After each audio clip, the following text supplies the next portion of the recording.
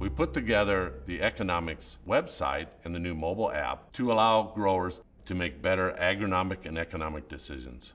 On the eKonomics website and app, growers and retailers can find an ROI calculator. When you put in the inputs, it gives you the net return or how much you can gain by putting fertilizer on your field. They can also find the nutrient removal calculator. They can see how much was removed from the previous year's crop, so that gives them an idea of where they can start. The other thing is the new mobile app allows you to pull that out in the field and say, okay, this is how many growing degree days we're at. Put in your geography, what day you planted your corn, what day it is now, and it'll tell you what kind of stage it should be in. They can actually track nutrient deficiencies.